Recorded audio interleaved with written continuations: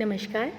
मैं doctor S R Parveen, PGT geography, JNV Rajgarh, Madhya Pradesh से। आज हम आपके लिए लाए हैं कक्षा 11वीं की पुस्तक fundamental theory of physical geography से अध्याय 8 composition and structure of atmosphere, यानी वायुमंडल का संगठन और संरचना। तो आइए जानते हैं इस अध्याय से जुड़े मेन पॉइंट्स। वास्तव में एटमॉस्फेयर हमारी अर्थ सरफेस से कुछ ऊंचाई पर हमारे अर्थ को चारों तरफ से घेरे हुए है, जो कि हमारी अर्थ का एक महत्वपूर्ण पार्ट है।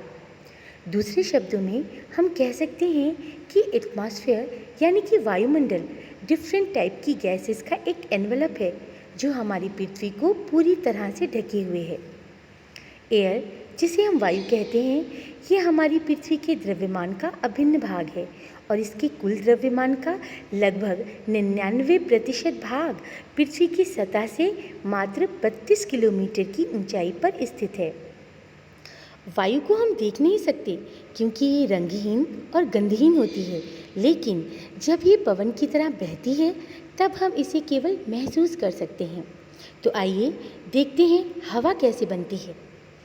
Composition of air.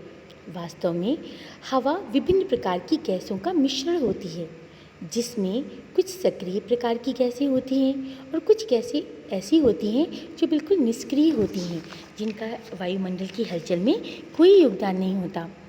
इन गैसों में मुख्य रूप से nitrogen, oxygen, carbon dioxide, hydrogen और आर्गन हैं। इन्हें मुख्य गैसों के नाम से जाना जाता है। कुछ गैसें गॉड गैसें भी होती हैं, जैसे नियॉन, हीलियम, क्रिस्टो, जेनन आदि। इन गैसों में सर्वाधिक प्रोपोर्शन वॉल्यूम लगभग 78% नाइट्रोजन का होता है। ऑक्सीजन, जो कि एक जीवनदायिनी गैस है, हमारी धरातल से केवल 120 किलोमीटर की ऊंचाई तक ही पाई जाती है। कार्बन डाइऑक्साइड, ये सौर विकिरण के लिए पारदर्शी और पार्थिव विकिरण के लिए अपारदर्शी होती है, इसलिए इसे ग्रीन हाउस इफेक्ट के लिए पूरी तरीके से जिम्मेदार माना जाता है।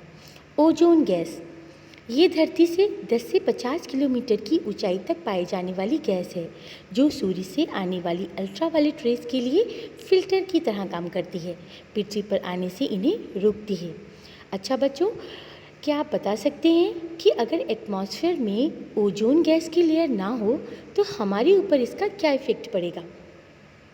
जी हाँ, सूर्य से आने वाली अल्ट्रावायलेट रेज हमें जला देंगी, हमारी सुंदर धरती, वनस्पतियों और यहाँ तक कि जीव जंतुओं को भी नुकसान पहुँचाएंगी।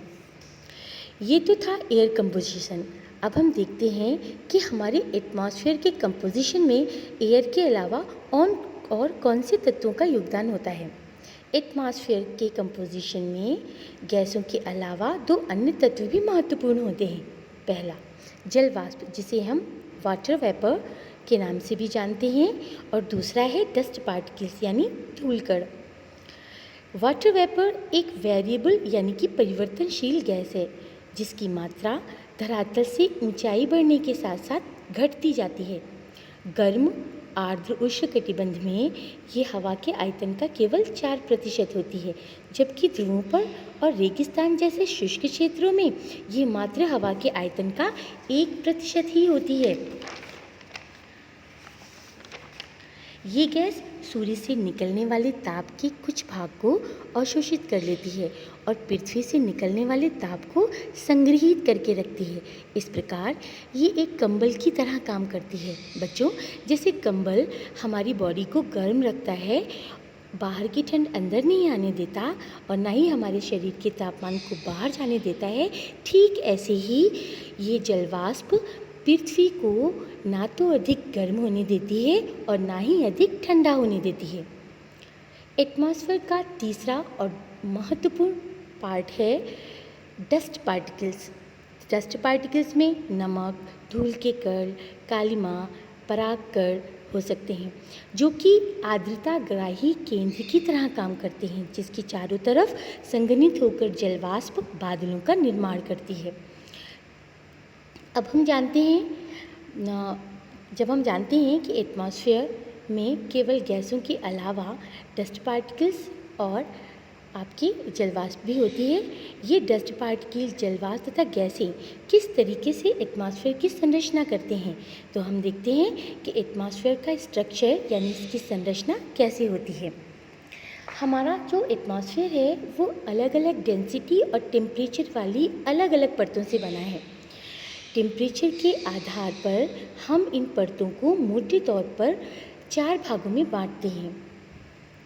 आप जैसा कि इस चित्र में देख रहे हैं, सबसे नीचे की जो लेयर होती है, जो हमारे धरातल से के सबसे करीब होती है, उसे हम क्षोभ मंडल या ट्रोपोस्फेयर कहते हैं। क्षोभ मंडल के बाद समताप मंडल या स्ट्रेटोस्फेयर होता है।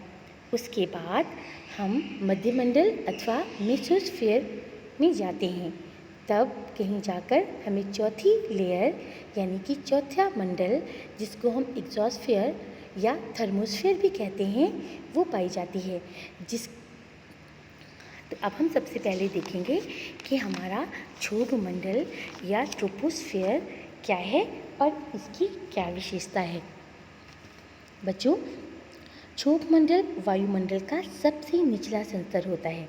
इसकी ऊंचाई सतह से लगभग 13 किलोमीटर तक होती है।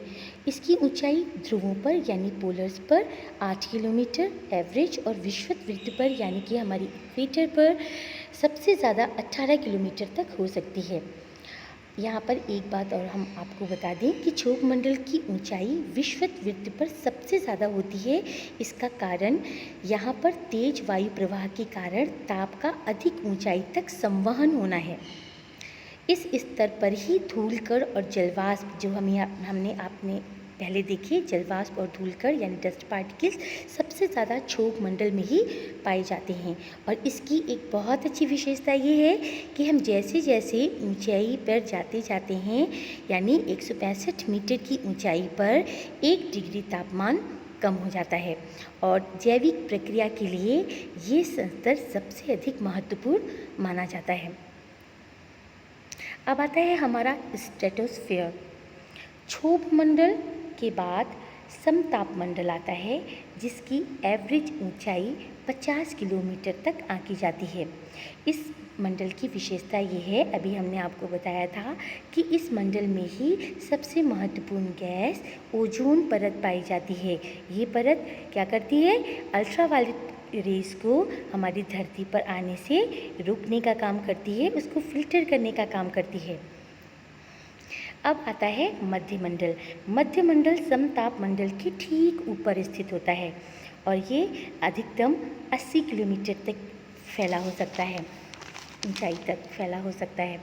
अयन मंडल, इसमें अयन मंडल स्थित होता है। इसका मतलब ये है कि इस मंडल में 80 से 400 किलोमीटर के बीच ये अयन मंडल होता है और इसमें विद्युत आवेशित कण पाए जाते हैं। इनका महत्वपूर्ण काम ये है कि पृथ्वी द्वारा भेजी गई रेडियो तरंगें इन संस्तर के द्वारा ही पृथ्वी पर वापस लौटती हैं। यानी कि जितनी सैटेलाइट्स वगैरह हमारी स्थापित होती हैं वो अयन मंडल में ही स्थापित होती हैं, जहाँ से सिग्नल हमें हमारी धरती पर प्राप्त होते हैं। ठीक है। और बच्चों, वायुमंडल का सबसे ऊपरी संस्तर, जिसे हम बाह्यमंडल, बहिर्मंडल या थर्मोस्फेयर के नाम से भी जानते हैं, कोई इसको एग्जॉस्फेयर के नाम से भी जानते हैं, ये सबसे ऊंचा संस्तर है और इसके बारे में बहुत कम जानकारी उपलब्ध है। बस इतना कहा जा सकता है कि यहाँ पर ऊंचाई बढ़ने के साथ साथ तापमान में वृद्धि शुरू हो जाती है और इस संस्तर में मौजूद सभी जो घटक होते हैं वो बहुत ही विरल होते हैं और धीरे धीरे बाहरी अंतरिक्ष में मिल जाते हैं। तो बच्चों, आज का हमारा जो ये टॉपिक था, ये आप सभी को पसंद आया होगा और हम इसको एक बार फिर से इसका रिवीजन करना चाहेंगे। यहाँ पर एक बार रिकैप देखते हैं कि हमारा जो वायुमंडल है इसकी संरचना कैसी होती है। हमारा जो एटमॉस्फेयर है वो 3 कंपोनेंट से बना होता है, गैसेस से, उसके बाद डस्ट पार्टिकल से और जलवाष्प से। और ये डस्ट पार्टिकल्स, गैसेस एंड जलवाष्प लेयर के रूप में स्थापित होती हैं, जिसको हम एटमॉस्फेयर का स्ट्रक्चर कहते हैं। Thank you so much for listen.